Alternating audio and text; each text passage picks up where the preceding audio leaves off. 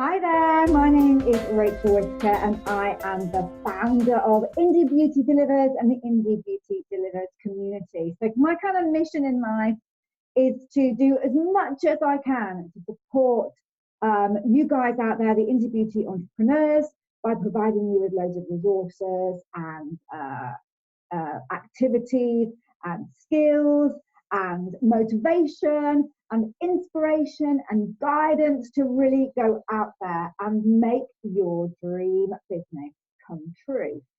Today we are talking about a book review. I really love reading business books. I'm a passionate kind of entrepreneur. I'm addicted to it, I guess you could say. And I absolutely love the way that you can read loads of different people's books and piece together all the theories that everybody is teaching and make them into something that's totally unique for you and helps you to run your business. So I absolutely love that. So I do these regularly, sharing my favorite books. And today we are talking about Seth Godin's book, The Dip. Now, this is absolutely awesome for a couple of reasons. First off, it's so short. And in my book, that's great. If you can get some serious value from 75 pages, which is all this book is, then whoa, that's incredible.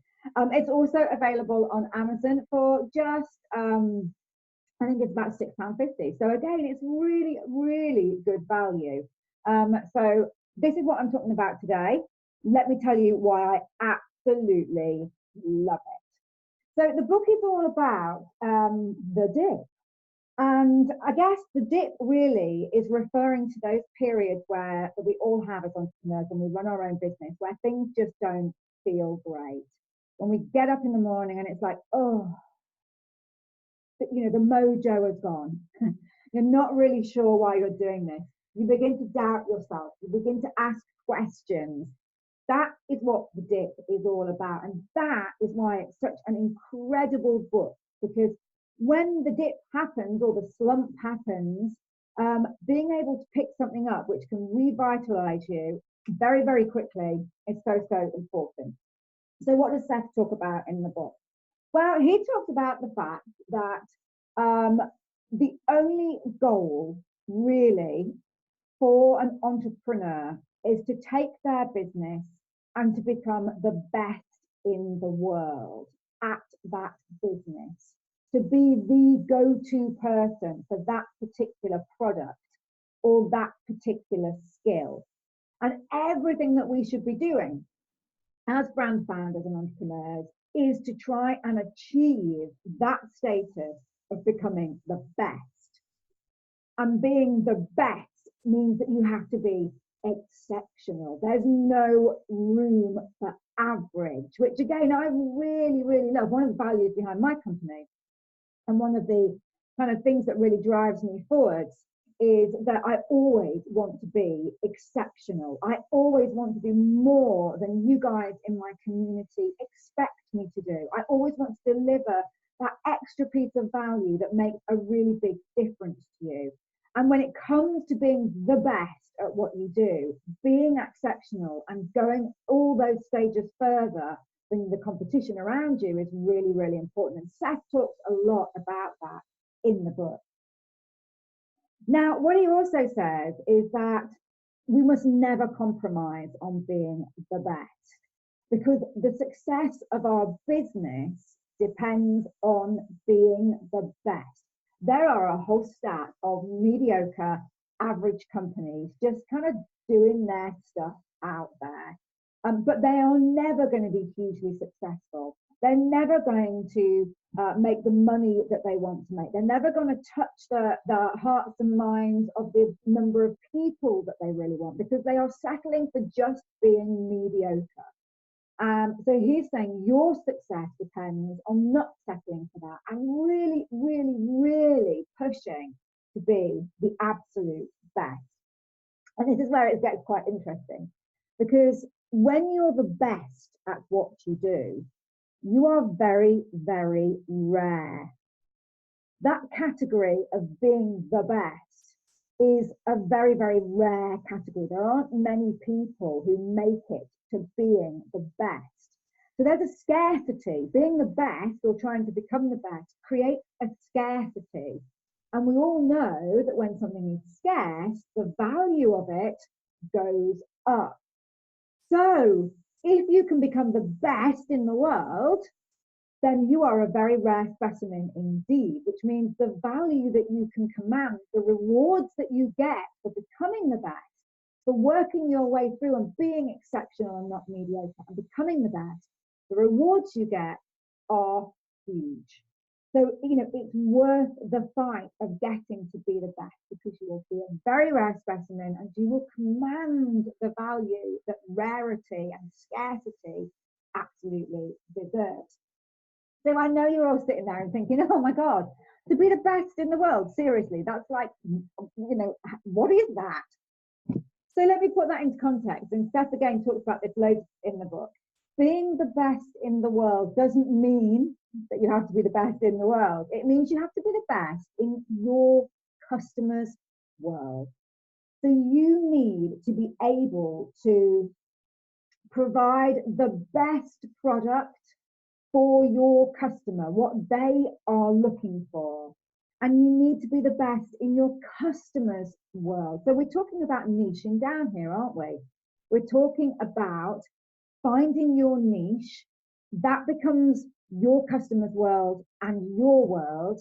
And then your job is to become the best in that niche. And that sounds a lot more achievable than being best in the whole wide world, doesn't it? So I think it's really important to put that into context and recognize that we're not saying you have to be the best in the whole wide world. You have to be the best in the niche that you've chosen, and you have to be the best for your ideal customer, and only your ideal customer. There are hundreds of micro niches, millions of micro niches. There are millions of people who want to be, who are in that micro niche and are looking to buy from and buy products from the absolute best. So if you can become the best in your niche, if you can be exceptional, if you can push yourself and push yourself and get to be the best, then you're rewarded with this marketplace of people who want to buy from the best. So it's like a win-win situation, but it's all about really, really focusing on being the best. So we talked a little bit about the best being quite difficult to get to, and therefore if you make it through, you are rare and you can command really, really high values. So I thought I'd just mention a little bit about how Seth views, how he talks about becoming the best. And this is where, for me, the real motivational and inspirational part of the book comes in. And that's why this little book is going to be sitting on the corner of my desk all the time, so that when I have a slump, I can pick it up. This is the crux of the book that I'm going to talk to you about now. So when we wake up and we go through those periods where things just aren't great in our business, we lose our way, we begin to question our sanity, we begin to wonder if we're ever going to make any money, if there's any customers out there who want to buy from us, whether we're just completely crazy and all those people who said we were right. That is called the dip. And when we're in the dip, and we've all been there, and I know we will all be there again, when we're in the dip, it feels like it's our fault. We feel like we're doing something wrong, like it's down to us that we're there, that we're failing. Well, the good news is that the dip is nothing to do with you. The dip is completely unavoidable. There is nothing you can do to avoid the dips. You have to go through the dips. The dips is kind of, I guess, society and culture's way of wheedling out the mediocre and the average and allowing the exceptional and the best to work their way through that dip and reach that pedestal of being the best. So the business world, it's designed to have dips, and there's nothing that you can do about it. And for me, that's so refreshing to know that when I'm having one of those periods where it's not going particularly well, or I'm worrying about things, there's nothing I could have done to prevent that. It's supposed to happen happen to me. It's the test. It's the point where I have to recognize, and you have to recognize when this happens to you, that you're in the dip. And it's not a negative thing, it's a positive thing. It's the moment that you have to go, I'm in the dip. So this is the point now where I am being given the opportunity, handed the opportunity to excel, to be exceptional, and to take my business from here to being the best. And so he talks a lot about the fact that we should be embracing the dip, that the dip is positive, and we should really, really sort of be getting involved in it and throwing ourselves into it. And he says successful people don't just ride out the dip. They don't just buckle down and survive it. No. They lean into the dip. They push harder. They change rules as they go. And just because you know you're in the dip, it doesn't mean you have to live happily with it or accept it. Dips don't last quite as long when you whittle away at them. I really, really like that, because that's just so motivating to know that when you're in the dip or the slump, that you're supposed to be. It's supposed to happen to you. It's supposed to happen to every single business out there. Microsoft, Apple, they've all been through dips. What they did was they focused in and they leant into that dip.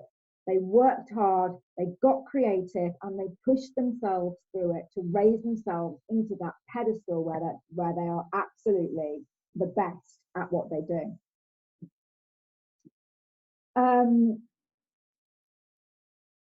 He then goes on to say, if you can get through the dip, if you can keep going when the system is expecting you to stop, you will achieve extraordinary results. People who make it through the dip are scarce indeed, and so they generate more value.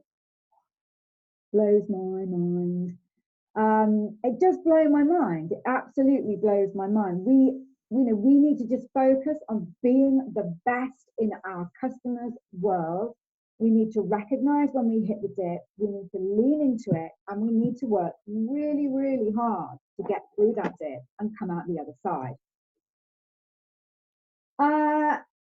So there's a couple of other things that Seth talks about in the book as well. The title is actually The Extraordinary Benefits of Knowing When to Quit and When to Stick. So what he also talks about is that the fact that quitting is not always a bad thing in business. Quitting is actually a really good strategy. What you have to really be aware of is what you are quitting, and is that the correct, the correct thing to be quitting. And what he's sort of saying about the dip is you have to recognize the dip for being dip, and quitting the dip because it's too difficult isn't a good strategic decision. And he says never quit something with great long-term potential just because you can't deal with the stress of the moment. And he's saying you need to recognize the dip, and you need to be able to say to yourself, yeah, I want to quit. I want to walk away. This is the test. This is the moment I'm thinking, really, am I going to do this? And he's saying recognize that, and don't just quit because it seems like it's going to be really hard work. That's what the mediocre guys do. That's what the people who settle for being average do. What he's saying in this book is recognize it, man up if you like, and say, all right, Dip, yeah, you are going to test me, but I know that what I am doing, I can become the best in the world at. I can become the best in my customer's world. So I know this is worth fighting for. Now, one of the other things that he says about quitting is that you must recognize if you're doing something which isn't going to take you to become the best in the world. And you have to be able to really recognize that and analyze it. So he's saying, you know, if you're doing something and it is not going to be put a dent in the world, then you quit it. If it's not going to get you to that goal of being the best in the world, if it's not going to get you to that position where you are a rarity and your scarcity commands the value that you deserve, then you have to quit right now. And he says you quit that and you use that void to find the energy to assault the matters that are in the dip, to assault the dip in a way that matters and that you can make a difference. So you've really got to recognize when you're looking at something, is this the dip? And I can push through this and work through this because I know that I'm onto something and I know I can be the best in the world at it. Or is it something that's a dead end that I've got myself into and actually it's not really going to help me with my overall goal to become the best? It's not getting me there. And he's saying when you recognize those cul-de-sacs, those dead ends, they're the ones that you quit. They're the ones that you quit super blooming fast. And then you use the energy and the space and the void that's created by ditching those to focus in on the strategies that will help you to get to be the best. So he sort of says, look at tasks and ask yourself the question, if I quit this task, will it increase my ability to get through the dip on something more important? And I think that's a really, really good point. Quitting is not a bad thing. There's no point just carrying on with something because you're embarrassed to stop doing it or because you've started it and you really feel like you should go on. If you recognize that something you're doing is adding no value to that overall goal of becoming the best in your customer's world, then ditch it and focus your efforts in on the strategies that will get you to be the best in your customer's world. 75 pages, my wonderful beautypreneurs.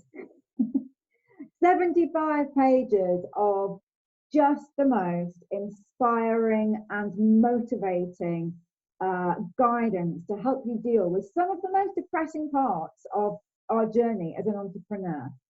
And so I want to leave you today by saying, look, you can be the best in your customer's world. That's what I want you to go away and do. And I want you to think about that and make that a value and driving force behind your brand. To become the best, to be exceptional, to always do something more than your customers are expecting, to always deliver a level of value that they didn't see coming, to be able to completely delight them with everything that you do. And when you do that, when you're faced with those dips, when you're faced with those moments where you are really questioning your sanity, and it happens, doesn't it? You know you're onto the right thing. You know you're onto the right thing. You recognize the dip for what it is. It's the test. It's the test that you need to throw yourself headlong into, because when you come out the other side, you will be the best. And you will reap the rewards of doing that. And on that journey through the dip, you've got to have a look at all the things that you're doing, and you've got to quit fast all the stuff that's holding you back, all the stuff that is a dead end and is going to keep you mediocre or stop you going somewhere. And you need to be agile. And hey, look, we're indie entrepreneurs. We can be as agile as we like. It's one of the most amazing things about it. Go out and grab this book. It's a definite one, a definite recommendation for you. Keep it on the end of your desk and refer to it. Look at these little notes. It blew my mind. You'll thoroughly enjoy it. Thank you very much for watching this video all about my book recommendations. Today's was Seth Godin, The Dip. I hope you've enjoyed it. Please leave me some comments. It'd be absolutely awesome. Okay, loads of indie hugs and love. See you all soon.